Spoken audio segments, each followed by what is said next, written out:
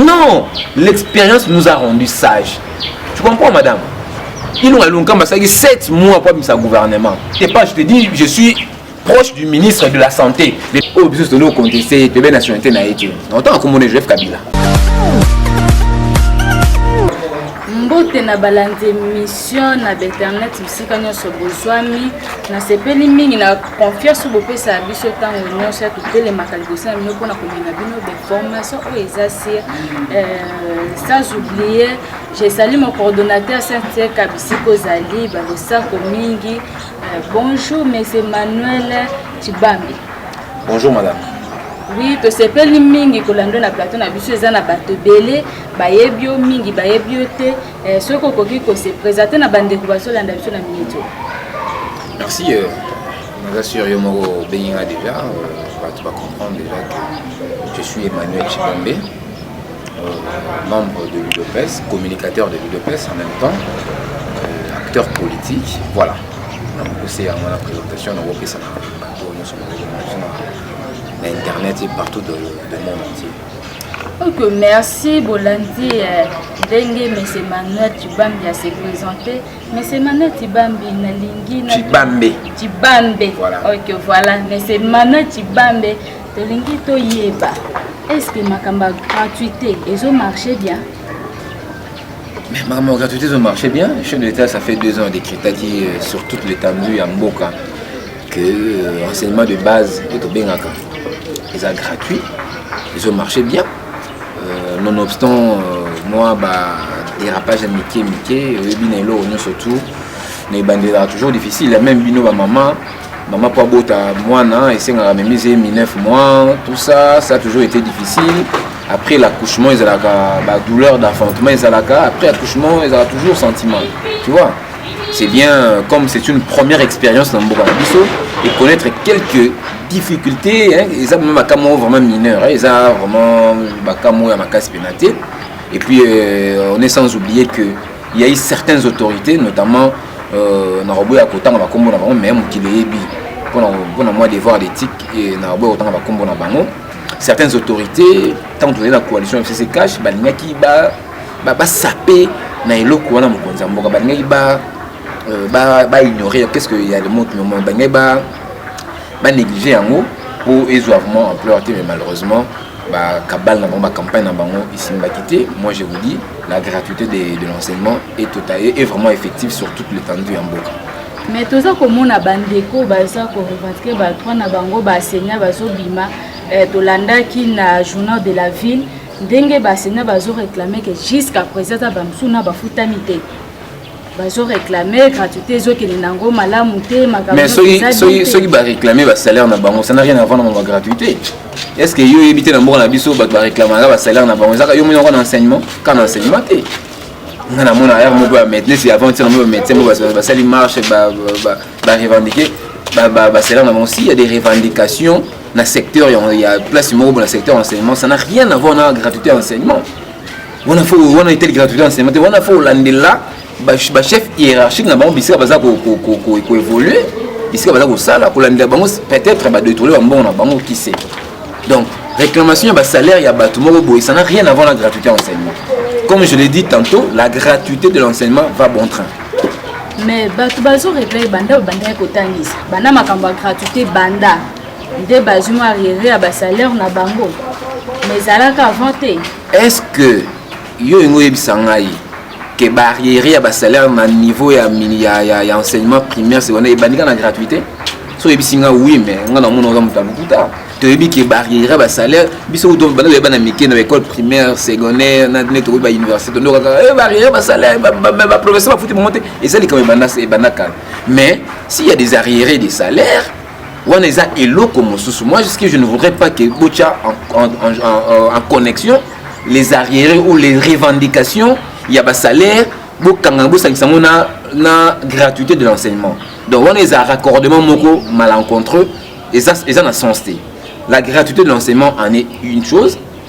Réclamation ou bien barrière des salaires, ils appellent l'euro. Donc il ne faut pas mettre cela en connexion. Donc c'est différent. Il faut savoir dissocier. Et l'on est l'euro. Merci. otomoni mikolo ya pa makambo ya bagratuité on vanini crise ekoti makasi na mboka crise wana toyeba et ça dit à quoi crise wana ndenge ekoti vraiment makasi tozomona bato penza posi batamwa dito comme mais crise ya nini il faut expliciter crise ya nini mbongo ezomona na sute non c'est faux madame c'est faux mbongo ezomona na sute na marché non madame s'il vous plaît non yokana non c'est faux madame c'est faux je m'inscris en faux totalement kolobate ki kubano basali obi bana ba gratuité côté crise ko makasi bana nini olobi non bana gouvernement c'est-à-dire banda to non madame non par rapport ndenge madame non malade ça na mboka na biso yango to bossa na tout de suite ce que le bolali so ni lobi samedi la nzala dimanche au lieu mbala moko bossa na ki lobi samedi la nzala le mal ya mboka na biso yango koloba ke crise ekomi banda gouvernement banda non c'est faux madame yo vana na mboka nini yibi amoko bisanga ke il y a 3 ans vous avez na Congo te na ina botama na kola na kola na mboka o mambo ya crise ozolo ba wana crise ko bisanga ke crise na bandi lelo mais bandi il y a 2 ans ou 3 ans c'est chaque année bato balela la crise boy mbongo mwana te mais et c'est que kolobate ça qui par rapport au gouvernement au ndem de celle qui crise côté madame par rapport à bane ba bien tout l'équipe par rapport à bazaki liboso non c'est faux on les a ba discours et ba détracteur na biso nous on a ba discours ya ba nguna oyo ba limite mon mboka Félix Tshisekedi sala musala et toyebi bango toyebi ke ba lancer ba distiller ba message à lokuta na ba réseaux sociaux na ba télévision na ba bisika surtout aller ba mémoire faible pour monde ba mémoire faible sur ba monika message wana ba mo ba kotsa na mutu je ne pense pas que pose ba mémoire faible wana donc il ne faut pas kokotaka na ba piège ya banguna il faut tout cela batamaele moi quand je vois une histoire avant d'arriver à la conclusion il faut na lukana tanga na yeba ezaki ndenge nini eza ndenge nini pe eza ndenge nini après je tire une conclusion ce n'est pas parce que na mzu evelo au mo boye tout d'un coup na distiller non c'est faux madame c'est faux vraiment et bongo na makambo etali gouvernement bandaki bana mboka bazozela kala te zobima jusqu'à présent zobima te finalement bozozela nini pour makambo ebana. Moi je me souviens quand mon amboka Félix Antoine Tshisekedi a eu pouvoir na mboka pour ça le gouvernement na ya Ilonkamba toujours 7 mois.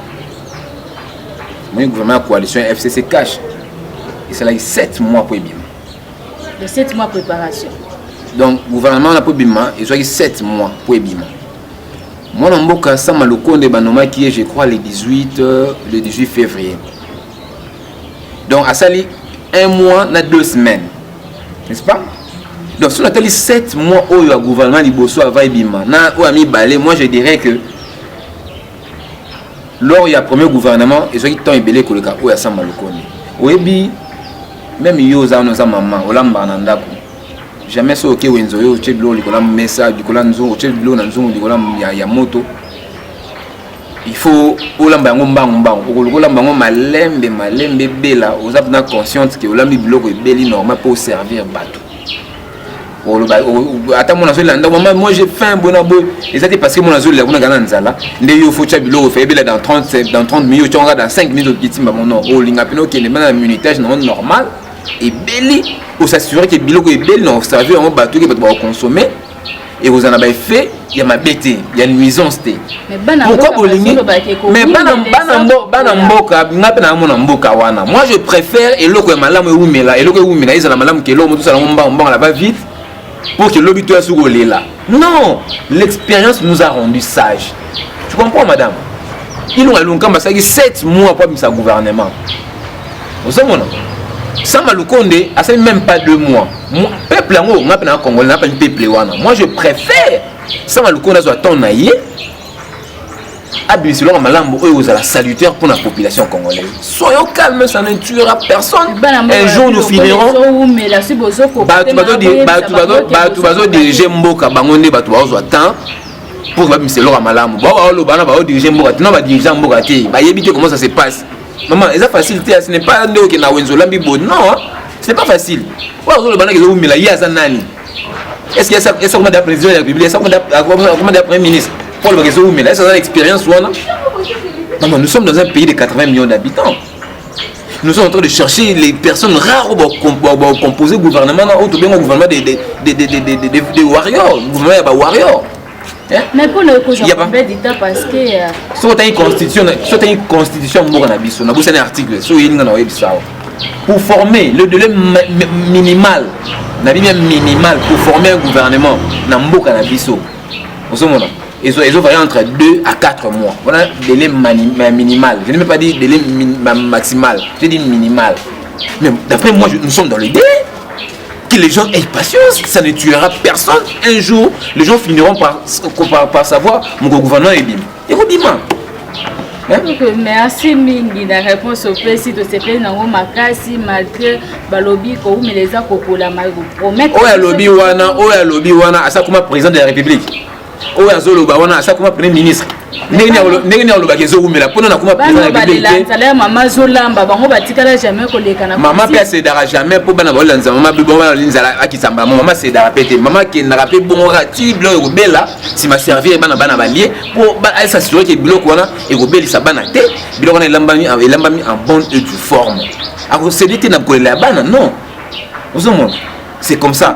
Toi sois patience gouvernement et bima d'ici les obima. Selon les informations que moi j'ai, en tout cas, c'est pour quelques heures d'ailleurs. Pendant quelques heures, nous sommes. Moutoumou comme président de la République, Moutoumou comme premier ministre pour le Bakeo, gouvernement. Il y a besoin de expertise dans le Bakeo. Et bon, on a ma cambétali vaccin et tout, qui est vaccin et commis. Maintenant, Kalaté, Bandi Bapesa, Biso, Bana Congo, déjà, vaccin. Est-ce que vaccin, on a conduit, il y a Bangomoko, comme Mekakeza, bon état, Bakopesa, Bana Congo. Vaccin, il va pesa, il va pesa en colonie. Non, bah fixer jour, couper ça y alors, c'est la mot fixer jour, si moi, tout le vaccin, mais il faut te dire, parce que c'est bon état ou pas, parce que tu as RDC. S'il vous plaît, madame, la RDC, nous sommes le premier pays francophone, le plus grand pays francophone du monde. RDC au monde, c'est le plus grand pays francophone au monde. Même la France, dans mon RDC au monde. En Afrique, nous sommes le premier pays francophone en Afrique. Nous sommes un pays où président Nabiso vient présider la Union africaine.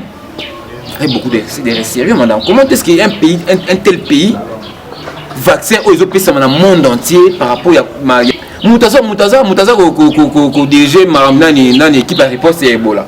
Il y a des malades à corona et Zoboma. Vaccin c'est contre maladie à corona. Ah bon? Moi qui te parle, je te dis, je suis proche du ministre de la Santé, le docteur Etienne Longono. Nous attendons le coup d'éclat après ça pour que tout ça la campagne il y a vaccin contre la Covid-19. Et bon, on a battu bazala teti depuis que bana Congo bazala teti ba meda ko tuna mituna boyese que bamsu bazala teti vaccin banti boye ba boyi ko zo madame mutino surtout aza mukolo biso to yebi ke corona ezo boma ngai na tambola tout le temps nani na na poche vous comprenez que l'accent na tambola tout le temps na cache na ngai parce que c'est recommandé na yebi ke corona ngai na yango moni maki na mboka Congo biti nini ya couvre-feu mboka Congo parce que bato banda obimate hôtel mabo 21h bakangi jusqu'au bana Congo ti siko bamsu bayebite batela biso couvre-feu wana pona nini couvre-feu wana bato balobi ke bayebite ngana okam parce que tant chef de l'état des mesures barrières ont été par l'autorité sanitaire pour respecter le couvre-feu c'est ça et puis to pesa longonya na mokonza mboka to soutenir parce que ça makanisa malamu webi na mboka na biso après départ à présent Mobutu to connaître problème au sérieux biso ba contrôler la micolonie surtout après présent Mobutu j'ai présent moro au biso to no contester pe nationalité na été autant comme on est Joseph Kabila j'ai comme bomba te biso nyo to ba gaza biso ba congolais mungune ya congolais azala kaka congolais ole to kanga na mokonza mboka waza mwana ya Congo to tie maboko akine liboso asela aza ba idée pe malamu to mi ko bumisa biso moko mais avec Dieu nous vaincrons. Ok, merci beaucoup de commis na suka émission na biso to sepeli mingi ko pesa biso attention na biso pendant to banda ko tuna mwa mituna Merci beaucoup mingi, à la prochaine émission, bye.